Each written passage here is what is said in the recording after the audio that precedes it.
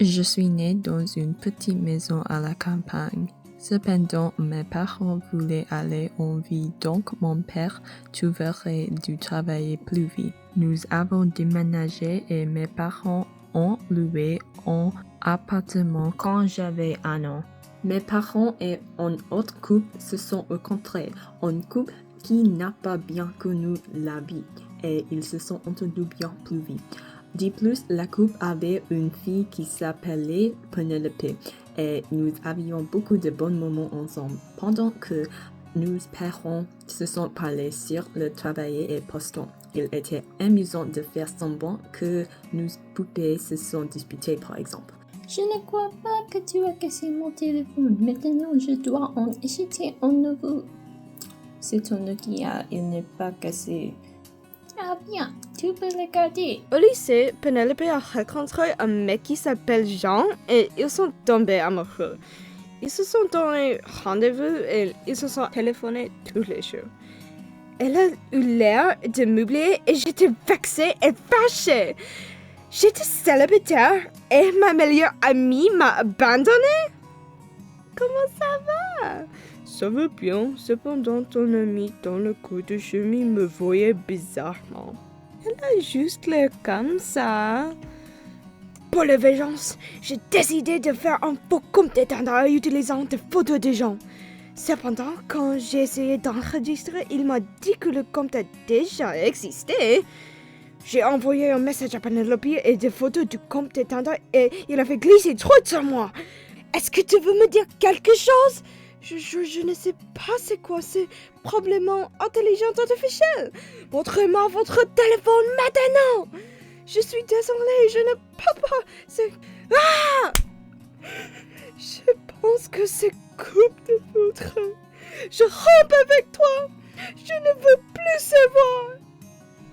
Penelope a arrêté de m'abandonner et elle a dit « Il vaut mieux que je reste avec ma meilleure amie que je suis ensemble avec lui. » Elle était encore triste, cependant j'étais de bonne humeur parce que nous nous sommes réconciliés.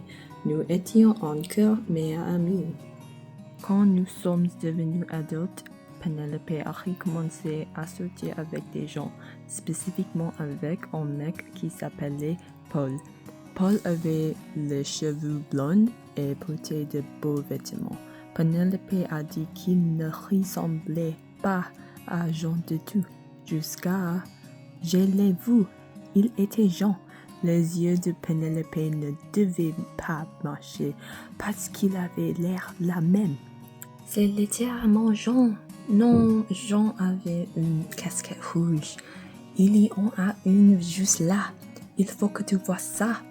S'il était Jean, il me dirait qu'il me connaît. Paul, viens ici. Je ne peux pas faire ça. C'est littéralement Jean. Tes yeux doivent être vérifiés. Jean, qui est Jean? Absolument pas moi. Mes cheveux sont blancs. Mon chapeau est marron. C'est impossible. Tu sais que Jean ressemble à ça? Je ne t'avais jamais montré une photo de Jean.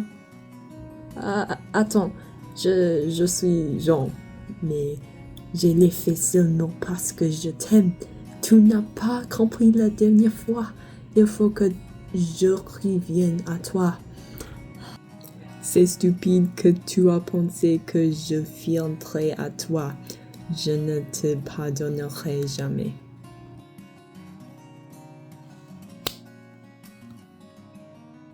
Finalement, nous sommes devenus vieilles. Penelope a marié un mec qui n'était pas Jean et ils avaient des enfants. Pour moi, je voyageais à travers le monde. De plus, j'ai invité Penelope et sa famille pour aller au Costa Rica avec moi. Tu te souviens quand nous étions jeunes? Comme Jean, il est bon qu'il ne soit plus ici. Oui, c'est trop le penser maintenant. J'étais très fâchée. Cependant, je pense qu'il est naturel que quelque chose comme ça arrive. Je pense qu'il nous rapprochait. Amis pour toujours, Penelope? Amis pour toujours, Gabriel.